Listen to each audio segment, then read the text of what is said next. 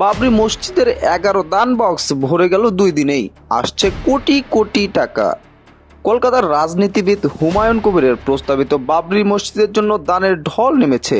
মোট 11টি দান বাক্স রাখা হয়েছে সভাস্থলে, সেগুলো 2 দিনেই ভরে গেছে পুরোপুরি। রবিবার রাতে বিশেষ মেশিন দিয়ে রুপি গোনা শুরু হয়। এখন পর্যন্ত 4টি বাক্স আর একটি বস্তা মিলিয়ে পাওয়া গেছে 37,33,000 রুপি।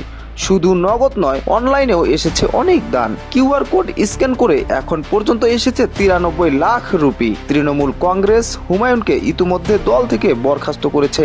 6 ডিসেম্বর তিনি বেলডাঙ্গার বাবরি মসজিদের ভিত্তিপ্রস্তর স্থাপন করেন। ওই সভায় ব্যাপক ভিড় হয়েছিল। প্রায় 40,000 মানুষের জন্য শাহী বিরিয়ানির আয়োজনও ছিল। সেদিনই রাখা হয়েছিল স্টিলের তৈরি 11টি বড় দান বাক্স। হুমায়ুন তার অনুসারীদের মসজিদ নির্মাণে সাহায্যের জন্য আহ্বান জানান। এরপর থেকেই দান আসতে থাকে একের পর এক। তার দাবি, মানুষ মন খুলে দান করছেন। দানের পরিমাণ কয়েক কোটি রুপিও ছাড়িয়ে যেতে পারে। রবিবার সন্ধ্যা 7টা থেকে রাত 12টা পর্যন্ত রুপি গোনা হয়। সোমবার বিকেল 5টা থেকে বাকি 7টি দান বাক্স খোলা হয়।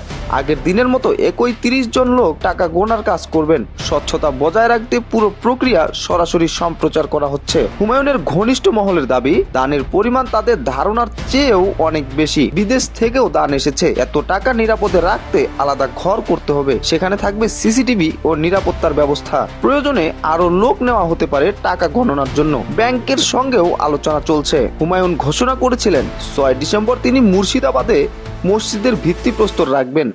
এই ঘোষণার পর থেকে তৃণমূল তার সঙ্গে দূরত্ব রাখতে শুরু করে।